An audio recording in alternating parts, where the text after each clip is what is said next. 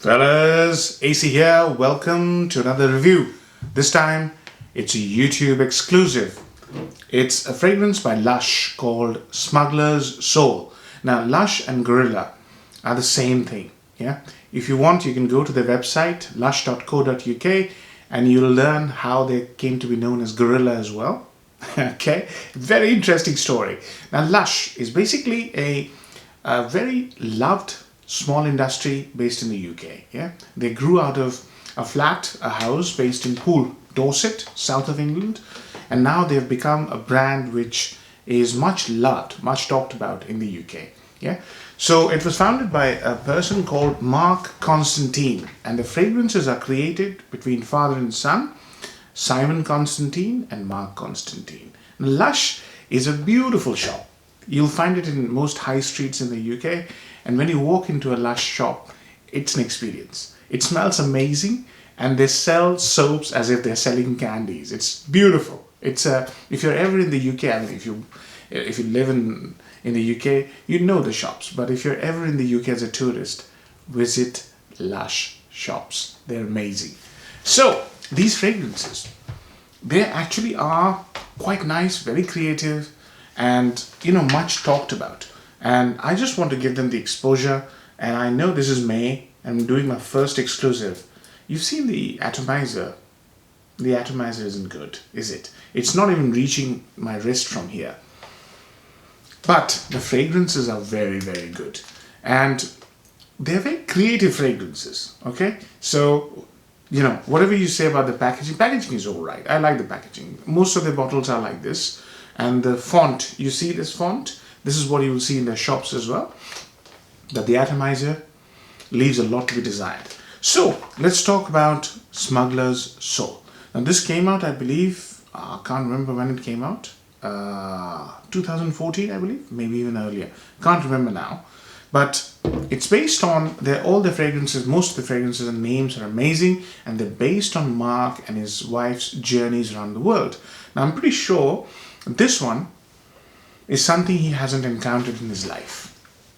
Smuggler's Soul is based on a very notorious criminal called Veerapan.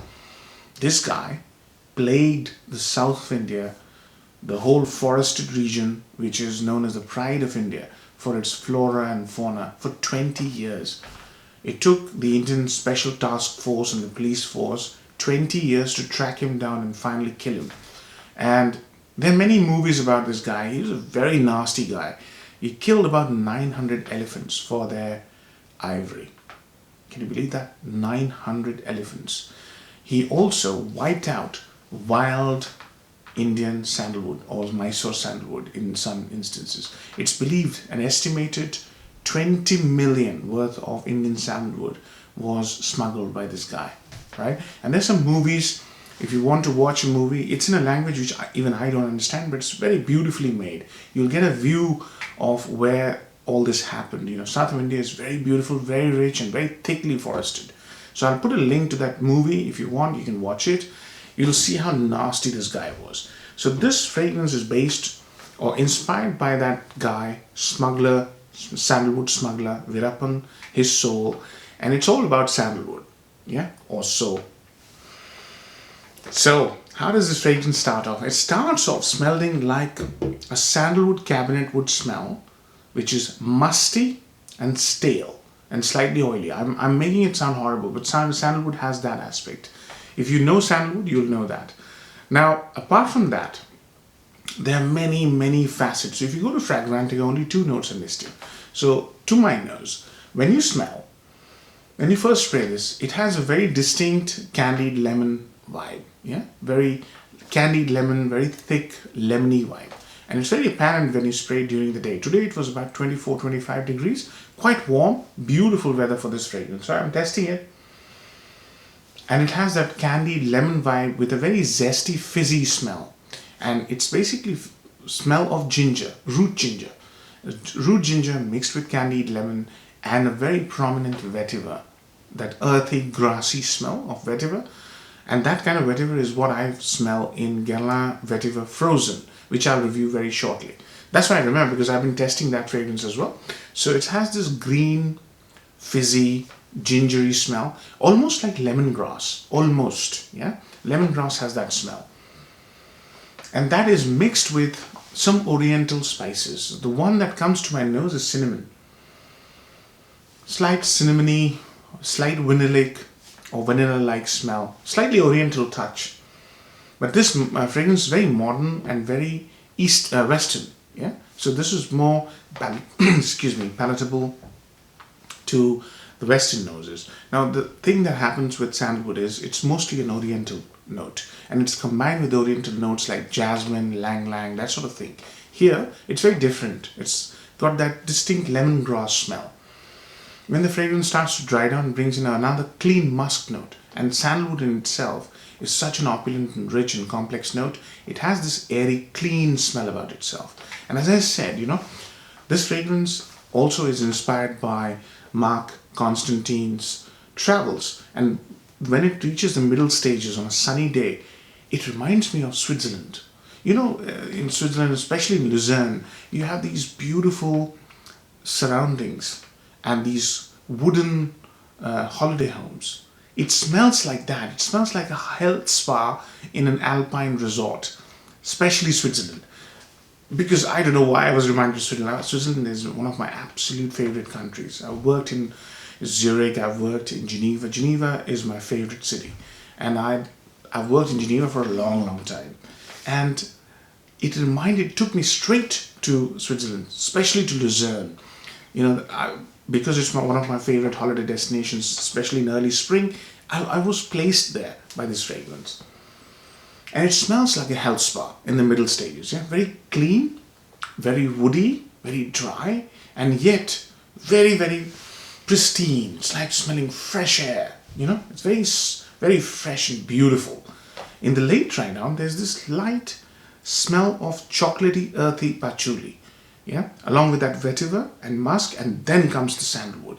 Initially, you smell that musty wooden cabinet smell. In the end, you get that top note of sandalwood. The aromatic, woody, vibrant, beautiful sandalwood.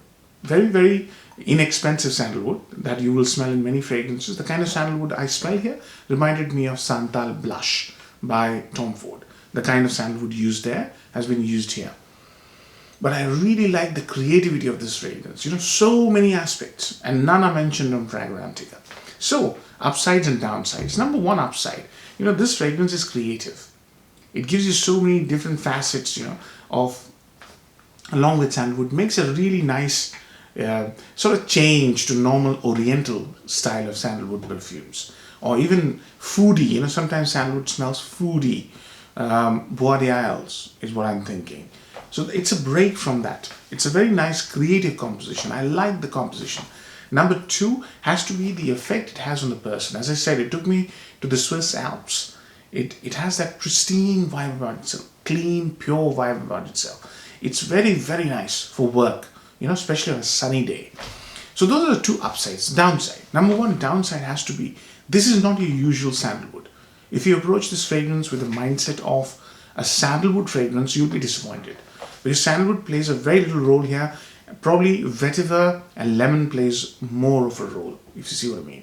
Apart from musk, and there's also a little herbal element to this fragrance, which comes out a bit more in the cooler weather. So there's a cypress-like smell here. So that's the number one downside. Number two downside is performance. I've not tested many Lush fragrances. This is close to skin kind of a scent, but sandalwood generally tends to really diffuse of your skin. So it has sort of medium performance. Yeah, longevity is fantastic. So you're going to get 8 to 10 hours quite easily. But projection is going to be less. But when you're wearing something so nice and clean and pleasant and happy and joyous, you want people to smell it, right? It doesn't project as much as you would like, right?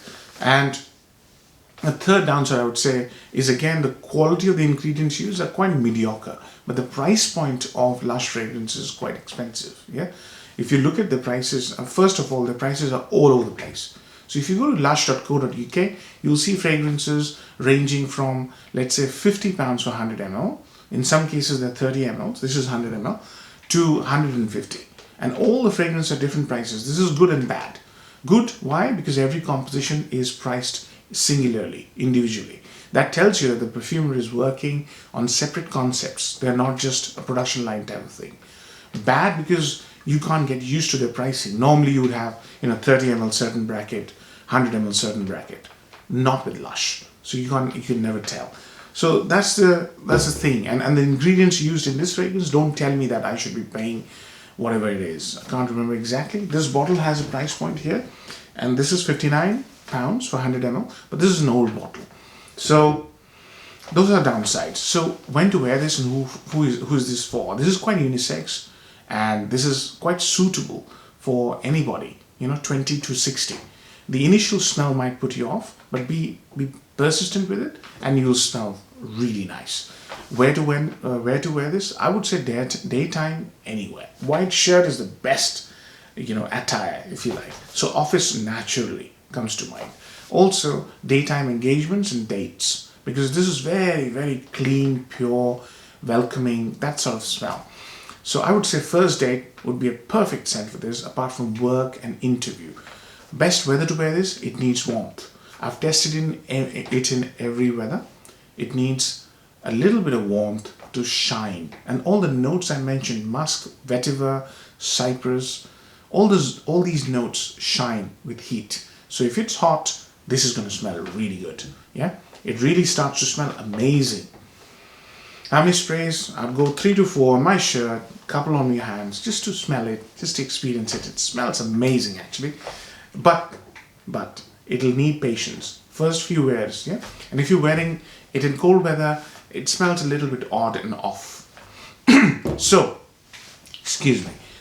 Value for money, mediocre. If you're spending £59 for 100 ml, sandalwood is expensive, but I don't know whether they've used a real sandalwood. So I would say medium is the value for money. Yeah, there are many more better sandalwood fragrances. But if you're looking for something creative, original, using these notes, then this is a very good buy. I don't regret it. I spent 59 quid. I don't regret it at all. So, marks out of 10. I'm going to give it a 7 out of 10. It's a very nice fragrance, creative fragrance, but if you approach it from a sandalwood standpoint, it is going to disappoint you more often than not. And the performance is mediocre. So 7 out of 10. Hope you enjoyed the review, fellas. Take care.